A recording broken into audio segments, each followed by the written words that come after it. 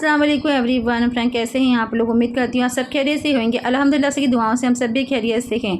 तो आज आपके साथ शेयर कर रही हूँ एकदम restaurant style, dhaba style paneer Kolhapuri की रेसिपी शेयर कर रही हूँ। आपने कभी ना कभी ढाबे पे या रेस्टोरेंट में खाए होंगे, बस वैसे ही टेस्ट वैसे ही जायका लेके आप घर में बना सकते हैं पनीर कोल्हापुरी। तो चलिए बनी रहिए मेरे साथ में, वीडियो में एंड तक देखिएगा और अगर वीडियो अच्छी लगती है तो लाइक शेयर सब्सक्राइब ज़रूर कीजिएगा।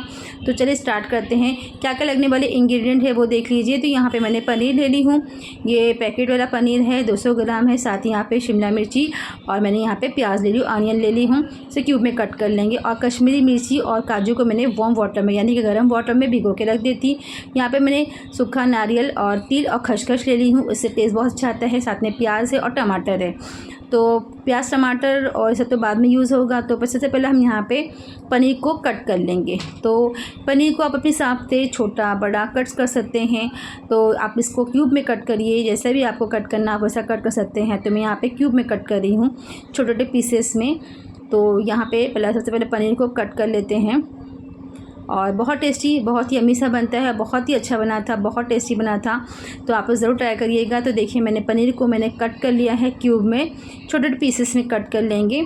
अब इसके बाद में क्या करेंगे, इसको रख देंगे साइड में। अब चलते हैं, एक मैंने बर्तन रख दी हूँ, पतीला रख देंगे, उसमें हल्का सा ऑयल डाल देंगे। उसको हमने जो सूखा नारियल है और तिल और खसखस को थोड़ा सा रोस्ट कर लेंगे तेल में। ज़्यादा नहीं करना है, जल जाएगा नारियल और तिल और ये जो खसखस है। तिल और खसखस से ना टेस्ट अच्छा आता है और जो ग्रेवी ना थिक बनती है। तो मैं देखिए हल्का सा 2 सेकंड वाला मैंने इसको रोस्ट कर ली थी तेल में, ऑयल के अंदर। इसे हम निकाल लेंगे। अब इसे ठंडा करेंगे। ये जब तक ठंडा होगा, नारियल, सूखा खोबरा जो है और ये तिल और खसखस अब इसमें डाल देंगी। ऑयल डाल दूँगी 2 से 3 स्पून। अब इसके अंदर हम क्या करेंगे, शिमला मिर्ची और जो प्याज वो जो है ना प्याज, उसको डाल देंगे। ऑनियन और शिमला मिर्ची को हल्का सा डालेंगे, इसमें हम डाल देंगे पनीर। ये तीनों को भी हम तेल में हल्का सा फ्राई कर लेंगे, जैसे उसका कच्चापन निकल जाए पनीर का। इसमें हम डाल देंगे थोड़ा सा मिर्ची पाउडर और थोड़ा सा डाल देंगे हल्दी पाउडर। और इसे क्या करना है, स्लो फ्लेम पे इसे रख देंगे पकने के। देखिए पनीर हमारा बिल्कुल भी लगा नहीं था, बस ऐसे ही पनीर को फ्राई करिए शिमला मिर्ची के साथ में और साथ में प्याज के साथ में, तो बहुत अच्छा टेस्ट आता है। तो देखिए बिल्कुल अच्छा बना है, ज़रा भी बिल्कुल जला नहीं है, ना नीचे मेरा पनीर लगा हुआ है। अच्छा स्लो फ्लेम पे मैंने इसे फ्राई करी थी। इसके बाद डालेंगे ना तो ग्रेवी बहुत अच्छी टेस्टी बनती है। तो मैं देखिए मैंने हल्का सा रोस्ट कर लिया इसको ऑयल के अंदर, शिमला मिर्ची और थोड़ा सा प्याज को, थोड़ा सा कच्चापन इसका निकल गया। अब इसके क्या करेंगे, साइड में रख देंगे इसे। अब यहाँ पे मसाले रेडी कर लेते हैं, ग्रेवी रेडी कर लेते हैं पनीर कोल्हापुरी की। यहाँ मैंने सबसे पहले यहाँ पे जार ले लेंगे, इसके अंदर डाल देंगे। ये ठंडा हो चुका था, सूखा खोबरा और खसखस और तिल, तो इसे डाल देंगे। और साथ ही हम एक साथ ही पीस के लेंगे, हम अलग अलग नहीं पीसेंगे, एक साथ ही मसाला रेडी कर लेंगे।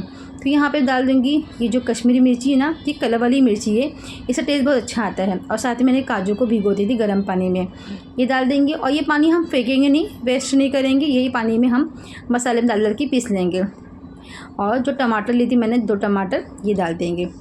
अब इसमें हल्का से यही पानी यूज़ करेंगे जो हमने भिगोए था काजू और कश्मीरी मिर्ची, यही पानी से हम मसाला रेडी करेंगे। तो देखिए हमारा मसाला रेडी हो गया है माशाल्लाह। इतना ऐसी स्मूथ मसाला चाहिए, कलर भी आप देख सकते हैं और एकदम ही नारियल वगैरह सबको अच्छे से पीस गया है, बिल्कुल भी खड़े नहीं हैं मसाले कुछ भी।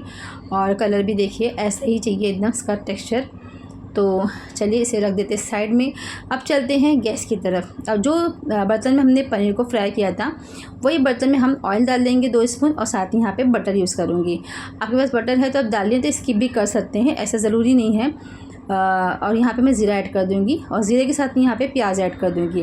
और प्याज को ना बारीक चॉप कर लेंगे और प्याज को ना हल्का सा सॉफ्ट करेंगे। हल्का सॉफ्ट हो जाएगा, इसी के अंदर हम यहाँ पे मसाले रेडी कर लेंगे। ये जो मसाला है हम ये डाल देंगे इसके अंदर। तो यहाँ देखिए उसमें जार में जो लगे थे पानी से मसाला डाल दी मैंने, अच्छे से खाली करके साफ़ कर ली जार को और वो पानी डाल दी इसके अंदर। मैंने यहाँ पे अदरक लहसुन का पेस्ट भी डाली थी, पर मैं शूट करना भूल गई थी। तो आप लोग ज़रूर अदरक लहसुन का पेस्ट होगा तो वो डालिए, अगर अदरक लहसुन अगर आपके खड़े हैं तो वो डालिए। अब यहाँ पे मसाले साथ में यहाँ पे डाल देंगे नमक, सॉल्ट अपने टेस्ट के अकॉर्डिंग डालिए। यहाँ पे डाल देंगे वो बेसिक मसाले, हल्दी पाउडर, और यहाँ डालेंगे तीखा वाला मिर्ची पाउडर 2 स्पून डालूँगी भरकर, थोड़ा स्पाइसी रहेगा। ये पनीर कोल्हापुर तो स्पाइसी रहता है, अपने हिसाब से कम ज़्यादा कर सकते हैं। तो यहाँ पे मैं डाल दूँगी जो मसाले हैं, यहाँ पे डाल दूँगी गरम मसाला डाल दूँगी हाफ़ स्पून, धनिया पाउडर डाल दूँगी हाफ़ स्पून और काली मिर्च का पाउडर डाल दूँगी हाफ़ स्पून। हल्का हल्का डालेंगे, गरम मसाला ज़्यादा यूज़ नहीं करेंगे क्योंकि वेज है तो ज़्यादा गरम मसाला नहीं अच्छा रहेगा।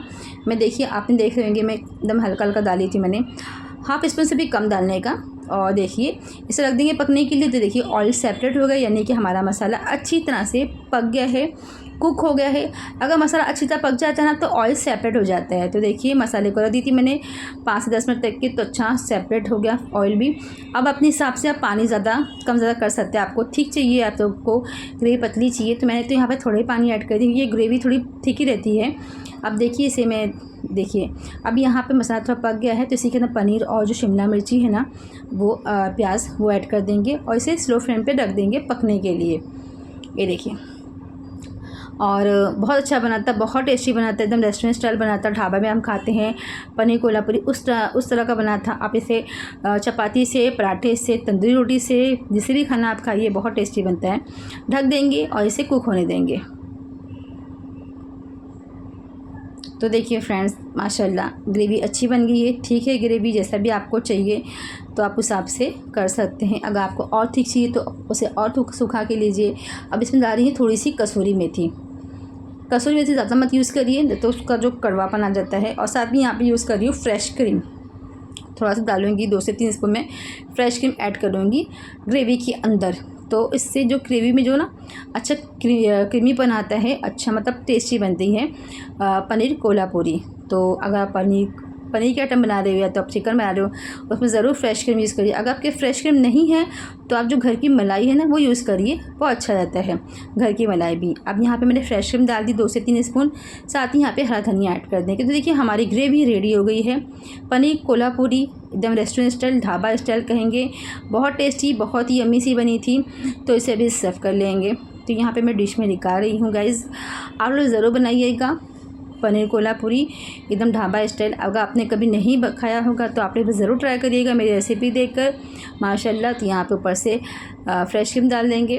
और फ्रेश क्रीम कभी भी मैं आपको फिर बता रही, अगर आप फ्रेश क्रीम ला रहे हो तो आप लोग 2 से 3 दिन में उसे फिनिश करिए। ये मत सोचिए कि हमने एक बार यूज़ कर रहे तो मतलब इसे रख सकते हैं महीना भर, नहीं तो ख़राब हो जाती। ओपन करने के बाद में इसे 2 से 3 दिन में आप इसे पूरा फिनिश करिए। तो चलिए फ्रेंड्स हमारी जो पनीर कोल्हापुरी बन के रेडी हो गई। अगर आपको वीडियो अच्छा लगता है तो लाइक करिए, शेयर करिए फैमिली फ्रेंड्स में, और चैनल पर अगर नए हो तो प्लीज़ सब्सक्राइब करना भूलिए। नई वीडियो की नोटिफिकेशन के लिए बेल आइकन को प्रेस करिए। मिलती हूँ नेक्स्ट वीडियो में एक अच्छी रेसिपी। तब तक की अल्लाह हाफिज़, अपना ख्याल रखिए, दुआ में याद रखिए, बाय बाय।